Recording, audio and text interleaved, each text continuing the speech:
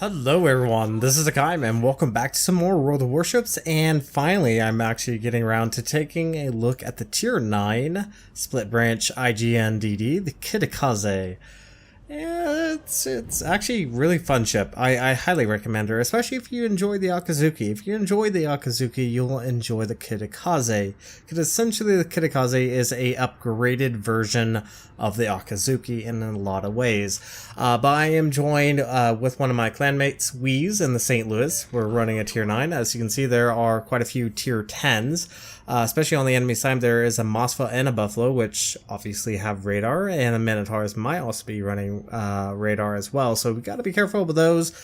But let's actually talk about the Tier 9 Kitakaze. What are you expecting? Now, one thing to keep in mind, this ship is not completely upgraded. I don't have the additional torpedoes, which the Kitakaze can have 3 different types of torpedoes. The base set is 10 km torpedoes.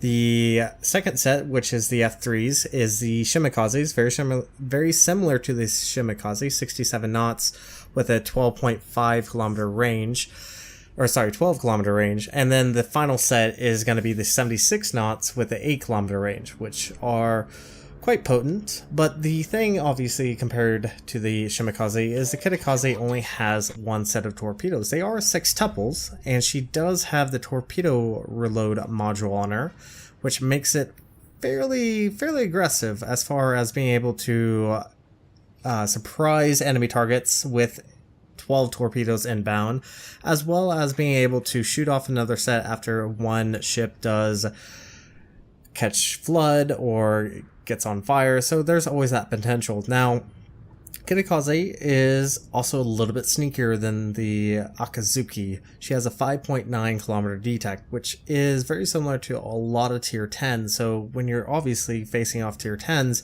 you at least have that advantage going for you. And the Kitakaze has a decent amount of health, 20,700. I don't have survivability expert. And there is the enemy Fletcher. Now, as you will notice, the guns fire very quickly, 2.4 seconds.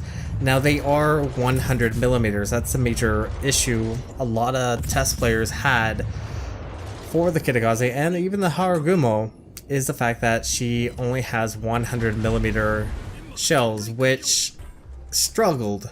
And so they buffed the penetration values of the Kitakaze and the Akizuki and the Hakaym. So even without IFHE, which I would still recommend on the Kitakaze, she can still at least do some damage against enemy targets. Now, I did dump 1 spread of torpedoes, use my torpedo reload module there just to have my torpedoes back up. And here's another thing about the Kitakaze's torpedoes, is they have a very long time to reload, almost 3 minutes. Especially if you get the 12 km torpedoes, it's 271 seconds. So it is a astoundingly long time. Sorry, not 270, that is outrageous. 170 seconds. It's about 3 minutes long. So very long reload time on your torpedoes. Granted, you do have the torpedo reload module, but it's definitely a way that wargaming is telling us that torpedoes aren't really the main factor of the Kitakaze. So against enemy destroyers, HE is very beneficial, but I have noticed against thicker armor targets, your HE does struggle a little bit, so a good recommendation is actually switching over to AP. And yeah, that Fletcher did eat a torpedo, plus the Missouri 8-1 as well, so that obviously will mean that he is going to be flooding, which he does pop his damage control. And at the moment, we're in a kind of precarious situation. I would like to start shooting at this Missouri, but obviously it is a Missouri, and that does mean it does have a radar, so gotta be a little bit careful. But fortunately, not a lot in the way of enemy targets able to really shoot at us. I believe the Buffalo, I think, shot at us, but obviously went down, as well as the Missouri. So guns are decent. They're very fast for reloading, as you will see on this Iowa here in a moment. as we just begin just burning him down. This is just the scary factor of the Kitakaze and even the Harugumo. The Harugumo even more so because it does have additional gun, is just the rate of fire. Even with IFHE on this captain, the fire chance it's not amazing by any stretch of the imagination, but with the ability to just pour shells down range, you can start a lot of fires. Just let's count how many fires this Iowa actually gets. So we did set 1, he did use his damage comp, but he's just in such a very precarious situation right now that there's very little we can do. We did drop our smoke, but obviously that's not really that big of a deal for us. As long as we stay broadside to this Iowa, we should be fine. Get another fire on the Iowa, and that means he is going to burn. The shells, as you can see, look on this side. We have 50 shell penetration, 42 broken shells. And that should just demonstrate that against these heavily armored targets, your main source of damage is going to be coming from the fires. Because at best, we're getting about 594 points of damage. I think there was about 700, but this Iowa is just going down, and any moment, there we go, kill number 2. And in the meantime, the Mosfa actually starts pushing up. Looks like he might be trying to get some shots at us, and he's actually running hydro, surprisingly. Did think about torpedoes. Mosfa only had one opportunity to really get a hit on us, but this Mosfa is going to go down relatively quickly. So guns struggle at times. It's definitely the issue with the Kitakaze and the Harugumo and the Akizuki is that they do have 100mm shells versus a lot of destroyers running 127 plus. So IFHE is extremely beneficial. Another major factor you should also keep in mind is the fact that the shell velocity.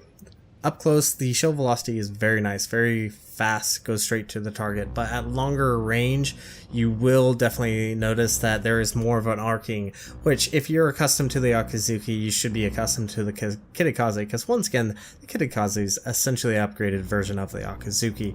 And another nice thing about the Kitakaze is that she's quick. She's actually decently quick. 40.8 knots with speed boost and speed flag, so very quick, able to be a little bit more maneuverable. One downside of the Kitakaze is she's long. Just like the Akizuki, she is a long boat, and that's not very fun when you're trying to dodge torpedoes. And if a CV decides to go after you, you are probably going to struggle, especially if a CV really wants you dead, because granted, the split branch IJN line is designed to be a anti-aircraft platform.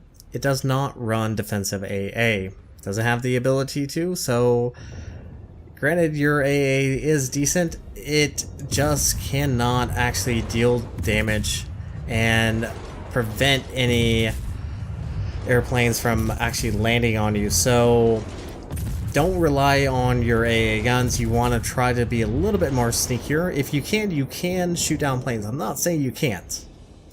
But if a CV wants you dead, it will kill you one way or another because you are a very long boat. I believe the turning circle radius for the ship is 740 meters. Rudder shift time is actually decent. I believe it's around 2.6 seconds. So the rudder shift time is actually decent. It's just the turning circle radius is pretty massive compared to a lot of the other tier 9 ships. I believe the Z46 has 660 meters on the turning circle radius, so you can definitely feel it. I have unfortunately dealt and ate a lot of torpedoes because of the fact, so do be careful whenever dealing with other destroyers. You are probably going to struggle a little bit more just being able to dodge those torpedoes and get some torpedo beats off. So kind of a quick look. One nice thing about the Kitakaze is a decent amount of health pool. As I did mention, and I don't run survivability expert. My captain is a full 19-point captain. It was in fact the Akizuki captain that I had. which does mean it is primarily focused on the guns. I think that's really where you want to be focused on, because it's a great anti-destroyer, and it does its job. It's scary, especially if you are going up against a Harugumo, which is the next level of destroyer for the split branch, and the Harugumo is terrifying when you're a destroyer. You really do have to be careful when dealing with it. So, kind of a quick look. As you can see, the battle is actually winding down. I missed quite a few stuff as I was quickly talking about the Kitakaze, as in fact this is two brothers, and we did witness an enemy Yamato go up the middle, face a Neptune, and survive. But this Minotaur on the enemy team is actually doing a really good job. I believe he has two kills. He has 2 kills. He's done really hard work. But as you can see, enemy Shimikaze is spotted. And just watch how quickly we can just decimate. I will have to say my shots go off a little bit because I misjudged the way he was turning. But that Shimikaze goes down with the help of the St. Louis Mosfa and Iowa behind us. But unfortunately, the enemy team is going to go down relatively soon, and hopefully you have enjoyed this battle. It's at least definitely a kind of a decent look. Unfortunately, no AA, no way to test out the AA on that ship, but not a bad battle all the same. As you can see, our team did earn a victory. We brought home 219,446, 6,585. Not a very high damaging game by my really standards, I guess. I really like having 100k plus games in any videos that I do, but it's still decent. 88,554, definitely above average. 233 shell hits, definitely a good ship to actually get those shell hit markers. 2 torpedo hits, 3 incapacitation, 2 kills, 4 fires, 2 flooding, 2 assisted base capture, and 4 spotting, which is extremely beneficial because the Kitakaze definitely needs the low detect, because if it had the same detect as the Akizuki, it probably will be struggling even more so. Second on the team with a base XP of 1,839.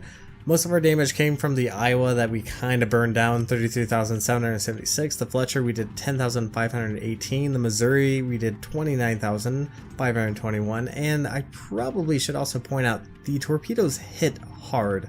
I believe they are around 19,000 to 20,000 points of damage. And those are just the F3 12km torpedoes, not the Shimikaze, oh my god, it's coming in at 76 knots. Torpedoes. So torpedoes hit pretty hard. They just take a very long time to reload. Main battery, as far as our high explosive, it did 37,438. As you can see, fires is kind of where we got the majority of our damage. We actually got a decent amount of flooding as well. And once again, I will reiterate, using AP against thicker armored destroyers and even cruisers. Usually you want to aim for the superstructure if you aim for cruisers and battleships, but against gearings, AP works fantastic. Tashkents as well, so that's definitely something to keep in mind. And it's kind of needed because you really get a mindset with World of Warships on what ammo type you use. Battleships usually use AP, cruisers usually use HE, and destroyers as well. But with the Kitakaze, it feels like you do have to keep in mind what you're aiming at, what ammo you should be using. And the only bad thing is you don't really get a really good opportunity to quickly switch. But Kitakaze does have decent amount of reload. But anyways, I'm not actually going to go into the port. I'm actually going to be ending this video off because I'm still upgrading the Kitakaze. I want a little bit more time before I talk about the modules and upgrades and captain skills. So I want a little bit more time before I do that, and then hopefully we'll move on to the Harugumo relatively quickly. But anyway, thank you guys so much for watching. If you like what you saw, hit the like and subscribe button. You guys have a great and fantastic day. Zaijen!